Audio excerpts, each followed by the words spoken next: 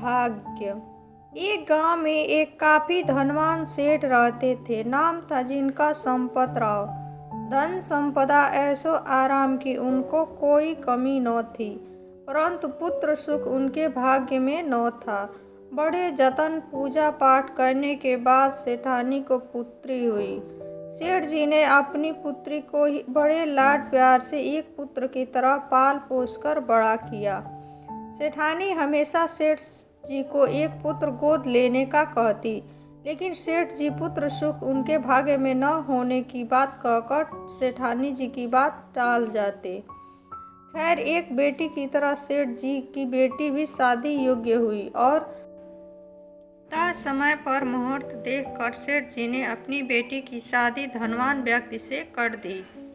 परंतु बेटी के भाग्य में धन सुख न था। शादी के कुछ समय बाद ही बेटी का पति जुआरी शराबी निकल गया और शराबी और जुए में उनकी सारी धन संपदा समाप्त हो गई। बेटी को इस तरह दुखी देखकर सेठानी जी भी दुखी होती। एक दिन सेठानी जी ने सेठ जी के पास जाकर अपनी बेटी के दुख पर चिंता जताते हुए कहा, आप दुनिया की मदद करते हो, लेकिन यहाँ हमारी खुद की बेटी दुखी है। आप उनकी मदद क्यों नहीं करते?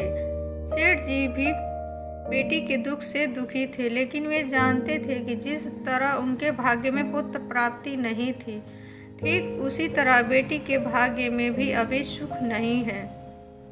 उन्होंने सेठानी जी को समझाते हुए कहा, भाग्यवान, अभी उनके भाग्य में सुख नहीं लिखा है। जब उनका भाग्य उदय होगा तो अपने आप सब मदद को तैयार हो जाएंगे और खोई हुई धन संपदा फिर से वापस प्राप्त हो जाएगी। लेकिन सेठानी जी को तो अपनी बेटी के दुख की चिंता खाए जा रही थी। एक दिन सेठ जी किसी काम से दूसरे शहर गए हुए थे, तभी उनके दामाद का सेठ जी के घर आना हुआ। सेठानी जी ने बड़ी आव भगत से अपने दामाद का आदर किया और उन्हें स्वादिष्ट भोजन ग्रहण करवाया। तभी उनके मन में बेटी की मदद करने का विचार आया और उन्होंने सोचा कि क्यों न मोतीचूर के लड्डुओं के बीच में सोने की असरफियाँ रखकर बेटी के घर भिजवा दी जाए। बस सेठानी जी के सोचने भर की देर थी। उन्होंने जल्दी से मोतीचूर के लड्डू बनाए और एक एक सोने की असरफी लड्डुओं के बीच रखकर दामाद जी को टीका लगाकर देसी घी के लड्डू जिनमें असरफियाँ थी देकर विदा किया। लड्डू लेकर दामाद जी घर की ओर निकले। रास्ते में उन्हें एक मिठाइयों की दुकान दिखाई दी। दामाद जी ने सोचा, इतना वजन कौन घर लेकर जाए, क्यों न लड्डू मिठाई की दुकान पर बेच दिया जाए। बस फिर क्या था, दामाद जी ने सोचने भर की देर थी। उन्होंने लड्डुओं से भरी ठेली मिठाई की दुकान पर बेचकर नकद पैसे ले लिए और खुश होकर घर की ओर निकल पड़े।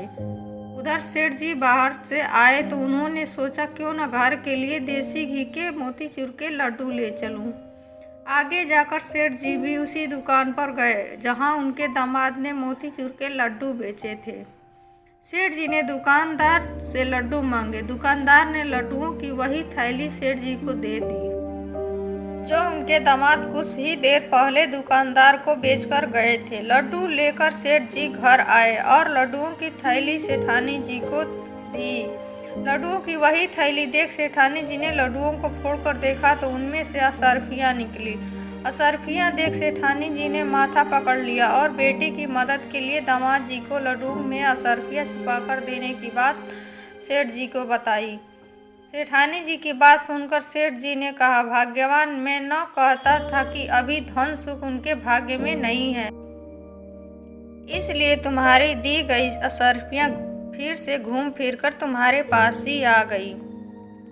तो दोस्तों, इसलिए कहते हैं भाग्य से बड़ा कोई नहीं है। जो इंसान के भाग्य में लिखा होता है वही उसका नसीब होता है।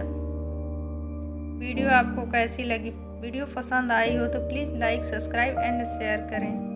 Thanks for watching video.